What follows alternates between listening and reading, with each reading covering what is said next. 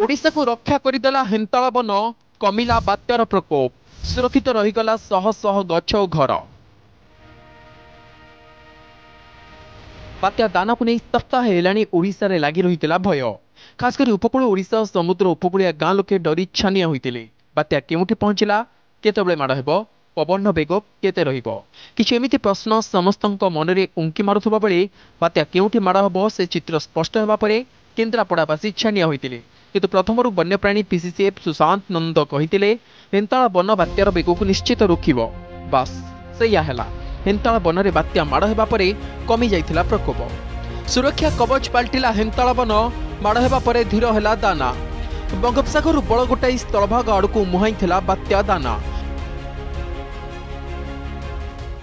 एबे जोठी वर्षा होची जो जो जगह खालुआ जगह अच्छी सेठी निश्चय पानी जमीब जमती एबे वर्षा चली भद्रक आ बालेश्वर इवन मयूरभंज केउंझर भी वर्षा रहिबो खालुआ जगह मानक पानी जमीब। भुवनेश्वर पाई विशेष किछि नाही एमती छोट छोट स्पेल ही चलिबो मेघुआ पाग रहिबो झिपी वर्षा रहिबो मझरे मझरे गोटे गोटे लाइट स्पेल भी हो पारे आ किंतु खोर्धा डिस्ट्रिक्ट रे कोठी ना कोठी गोटे दुटा जगह रे प्रबल वर्षा हो पारे। बात्या पर प्रभाव रहा बात्यार जो गति थोड़ा मंथर रहा सेरार कारण रहा कि दीपटे दुईटा आंटी साइक्लोनिक सर्कुलेशन रही जहाँफल कि बात्याटा जिते जोर मुव करिया कथा तार मुवमेंट रे रेस्ट्रिक्शन आसीगला। भितरकनिका हबाड़ी खटी पाखरे बात्या लैंडफॉल होइतिले भी सेठारे थिबा हेन्ताल वन सुरक्षा कवच पाल्टिथिला बोली कहिसंती पीसीसीए। भितरकनिका जातीय उद्यान में बेसी क्षयक्षति होई नाही जीवजंतु सुरक्षित अछंती। एपरिक कोर एरिया रे थिबा कुंभीर माने भी सुरक्षित अछंती। बात्या बेले उच्च स्थान को पळै जाइथिबारु सुरक्षित अछंती हरिण। तेणु आगामी दिन में समुद्र कूल में हेन्ताल वन आहरी सृष्टि करने से कहिसंती। बात्या रोकिबा को एकमात्र रास्ता हेन्ताल वन जेते अधिक लगाइबे सेते बात्यार प्रकोप कमिबो। ओडिशा को प्राय सबुबले बात्यार डर रहे। 1999 महाबात्या हो कि फनी हुडहुड और तितिली हो ओडिशा उपकूल में माड़ हेबा परे अनेक क्षयक्षति करुछि बात्या।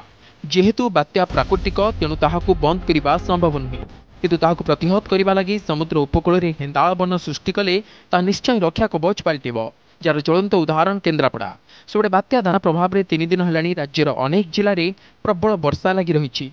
दाना प्रभाव में राज्य में व्यापक फसल हानि होईछि। 2,80,000 एकड़ जमी पानी रे बुड़ी रही। प्राथमिक आकलन अनुसार 1,75,000 एकड़ जमी रे क्षतिग्रस्त होईछि फसल।